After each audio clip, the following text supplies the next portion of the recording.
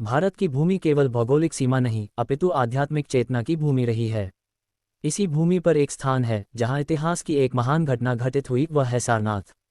यहीं पर गौतम बुद्ध ने अपने ज्ञान प्राप्ति के बाद पहला उपदेश दिया और धर्मचक्र प्रवर्तन की परंपरा का आरंभ किया।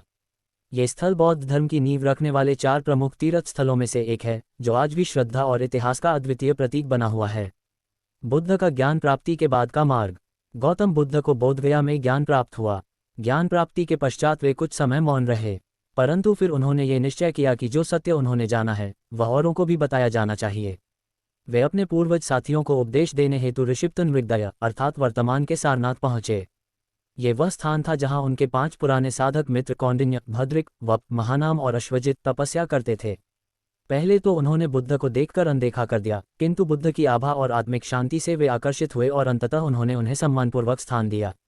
धर्मचक्र प्रवर्तन का अर्थ। बुद्ध ने सारनाथ में जो उपदेश दिया उसे धम्मचक्कपवत्तन सुत्त कहा जाता है, जिसका अर्थ है धर्मचक्र को घुमाना।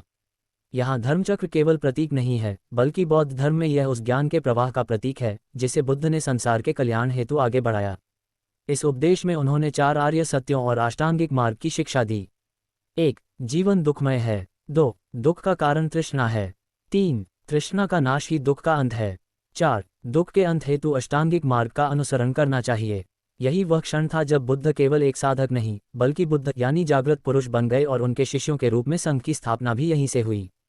सारनाथ का नाम और प्राचीनता। सारनाथ को प्राचीन ग्रंथों में ऋषिपतन और मृगदाय के नाम से जाना गया है। मृगदाय का अर्थ है वह वन जहाँ हिरण शांति से विचरण करते हैं। ये स्थान उस समय एक शांत तपोभूमि हुआ करता था जहाँ अनेक ऋषि मुनि साधना करते थे। सारनाथ की भूमि ने बौद्ध धर्म के प्रचार और प्रसार में महत्वपूर्ण भूमिका निभाई। यहीं से बौद्ध विचारधारा, करुणा, अहिंसा और मध्यम मार्ग का प्रचार हुआ। सारनाथ केवल एक भौगोलिक स्थल नहीं बल्कि बौद्ध धर्म के जन्म का क्षण है। यहीं बुद्ध ने मौन से वाणी में प्रवेश किया, यहीं 5 शिष्यों को ज्ञान का बीज दिया और यहीं से धर्म का चक्र। सारनाथ में बौद्ध स्थापत्य और सम्राट अशोक का योगदान। सारनाथ न केवल बुद्ध के प्रथम उपदेश का स्थल है बल्कि यह भारतीय वास्तुकला, बौद्ध स्थापत्य और सम्राट अशोक की श्रद्धा का प्रतीक भी है।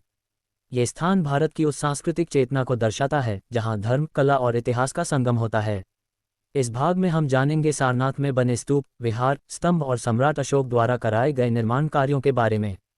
सम्राट अशोक का आगमन और उनका उद्देश्य। सम्राट अशोक, जो पहले एक युद्धप्रिय राजा थे, कलिंग युद्ध की विभीषिका के बाद बौद्ध धर्म की ओर आकर्षित हुए। बौद्ध धर्म स्वीकार करने के बाद उनका जीवन शांति, अहिंसा और करुणा के मार्ग पर चल पड़ा। उन्होंने बौद्ध धर्म के प्रचार प्रसार के लिए पूरे भारत और पड़ोसी देशों में अनेक स्तूप, स्तंभ और विहार बनवाए। सारनाथ चूंकि वह स्थल था जहां बुद्ध ने पहला उपदेश दिया था, इसलिए अशोक के लिए यह स्थान विशेष महत्व का था। उन्होंने यहाँ भव्य निर्माण कराए ताकि यह स्थल एक बौद्ध तीर्थ बन सके और बौद्ध धर्म के विचारों का प्रसार हो सके। धमेक स्तूप। सारनाथ का सबसे प्रसिद्ध और ऐतिहासिक स्तूप है धमेक स्तूप। ये वही स्थान माना जाता है जहां बुद्ध ने 5 भिक्षुओं को पहला उपदेश दिया था। धमेक स्तूप की ऊंचाई लगभग 43.6 मीटर और व्यास 28 मीटर है। इसका निचला भाग ईंटों और बलुआ पत्थर से निर्मित है जिसमें सुंदर नक्काशियां की गई हैं। स्तूप का निर्माण मूलतः अशोक के काल में हुआ और बाद में गुप्त और अन्य राजाओं ने इसका विस्तार कराया। इसका नाम धम्मचक्र से उत्पन्न है जिसका अर्थ है धर्म का चक्र। ये स्तूप आज भी बौद्ध अनुयायियों के लिए एक पवित्र स्थल है जहां वे ध्यान, पूजा और प्रवचन करते हैं। अशोक स्तंभ। सारनाथ में स्थित अशोक स्तंभ भारत के इतिहास का एक गौरवशाली प्रतीक है। इसी स्तंभ का शीर्ष भाग है सिंह स्तंभ, जिसे आज भारत सरकार ने राष्ट्रीय प्रतीक के रूप में अपनाया है। ये स्तंभ पॉलिश किए गए बलुआ पत्थर से बना है। इसके शीर्ष पर 4 सिंहों की मूर्ति है जो चारों दिशाओं की ओर मुख किए हुए हैं। सिंहों के नीचे धर्मचक्र, हाथी, बैल और घोड़े की मूर्तियां हैं जो जीवन के विभिन्न पहलुओं का प्रतीक हैं। इस स्तंभ पर अशोक के लघु लेख भी उत्कीर्ण हैं जिनमें अहिंसा, संयम और धर्म के पालन की बातें कही गई हैं। विहार और शिक्षा केंद्र। सारनाथ केवल एक तीर्थ नहीं बल्कि एक बौद्ध शिक्षा केंद्र भी बन चुका था। यहाँ पर अनेक विहार, मठ और ध्यान कक्ष बनाए गए थे जहाँ भिक्षु तपस्या और अध्ययन करते थे। यहाँ मूलगंध कुटी विहार नामक ध्यान स्थल था जहाँ बुद्ध ने कुछ समय ध्यान साधना की थी। प्राचीन काल में यहाँ एक पुस्तकालय और शास्त्रार्थ स्थल भी था जहाँ भिक्षु विभिन्न बौद्ध ग्रंथों का अध्ययन करते थे। चीनी यात्री ह्वेनसांग और फाह्यान ने भी अपने यात्रा वृतांतों में सारनाथ के समृद्ध विहारों का उल्लेख किया है। सारनाथ में सम्राट अशोक का योगदान केवल वास्तुकला तक सीमित नहीं था बल्कि उन्होंने एक विचारधारा को स्थायित्व देने का कार्य किया। यहाँ बनाए गए स्तूप, स्तंभ और विहार बौद्ध धर्म की आस्था, कला और दर्शन के स्थायी प्रतीक बन गए। सारनाथ भारतीय संस्कृति में धर्म, करुणा। सारनाथ का पतन, पुनरुत्थान और आधुनिक महत्व। सारनाथ, जहां बुद्ध ने पहला उपदेश दिया, जहां धर्मचक्र पहली बार घूमा, जहां सम्राट अशोक ने महान स्तंभ और स्तूप बनवाए, वह स्थान एक समय इतना समृद्ध था कि उसे बौद्ध धर्म की सांस्कृतिक राजधानी कहा जा सकता था। परंतु समय के प्रवाह में यह स्थल भी उत्थान और पतन की लंबी यात्रा से गुजरा। इस अंतिम भाग में हम जानेंगे सारनाथ के पतन, पुनरुत्थान और आज के समय में इसके महत्व को। मध्यकाल में सारनाथ का पतन। सारनाथ का पतन मुख्यतः विदेशी आक्रांताओं और धार्मिक असहिष्णुता के कारण हुआ। विशेष रूप से 12वीं शताब्दी में मुस्लिम आक्रमणों के दौरान बौद्ध विहारों और मंदिरों को नष्ट कर दिया गया। बौद्ध धर्म का प्रभाव भारत में धीरे धीरे कम होता गया। सारनाथ के विहार उजड़ गए, स्तूप टूट गए और ज्ञान की वह भूमि धीरे धीरे वीरान हो गई। अनेक प्रतिमाएं खंडित कर दी गईं, मूर्तिकला के नमूने तोड़े गए और पुस्तकालयों को आग के हवाले कर दिया गया। ये वह समय था जब भारत के अनेक बौद्ध स्थल या तो नष्ट हो गए या उनका अस्तित्व लुप्तप्राय हो गया। पुनरुत्थान। आधुनिक काल में सारनाथ की पुनः खोज। 19वीं शताब्दी में जब भारत में पुरातात्विक खोजें शुरू हुईं तो सारनाथ को फिर से महत्व मिला। ब्रिटिश पुरातत्ववेत्ता अलेक्जेंडर कनिंघम और अन्य विद्वानों ने इस स्थल पर खुदाई की। खुदाई में धमेक स्तूप, अशोक स्तंभ, बुद्ध की मूर्तियां और अनेक विहारों के अवशेष प्राप्त हुए। सारनाथ का इतिहास, स्थापत्य और बौद्ध परंपरा का पुनः साक्षात्कार हुआ। यहाँ एक संग्रहालय की स्थापना की गई जिसमें प्राप्त मूर्तियों और शिलालेखों को सुरक्षित रखा गया।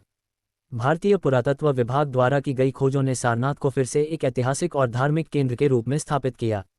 आज का सारनाथ, श्रद्धा, अध्ययन और पर्यटन का केंद्र। आज सारनाथ एक अंतर्राष्ट्रीय तीर्थ स्थल बन चुका है। भारत ही नहीं, Sri Lanka, Thailand, Japan, Myanmar, Tibet, Nepal और अन्य बौद्ध राष्ट्रों के लिए यह विशेष महत्व रखता है। यहाँ विभिन्न देशों के बौद्ध मंदिर स्थापित हैं, जैसे थाई मंदिर, जापानी मंदिर, तिब्बती विहार।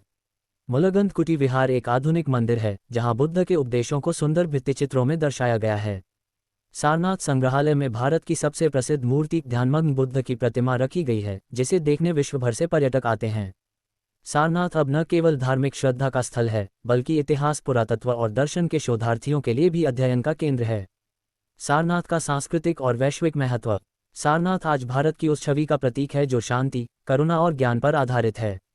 यहाँ हर वर्ष बुद्ध पूर्णिमा पर विशाल आयोजन होते हैं। भारत सरकार और अंतर्राष्ट्रीय बौद्ध संस्थाएं मिलकर इसे एक वैश्विक धरोहर के रूप में संरक्षित करने का कार्य कर रही हैं।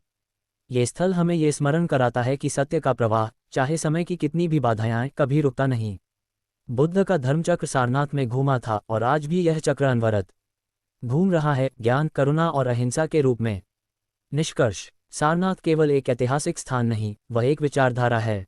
वह उस क्षण का प्रतीक है जब एक पुरुष सिद्धार्थ से बुद्ध बने और फिर अपने ज्ञान को साझा करने का निर्णय लिया। सारनाथ हमें ये सिखाता है कि धर्म का मर्म केवल पूजा या संप्रदाय नहीं, बल्कि जीवन में करुणा, सत्य और समता की स्थापना है। ये वह भूमि है जहाँ इतिहास ने मौन तोड़ा और ज्ञान ने पहली बार बोली।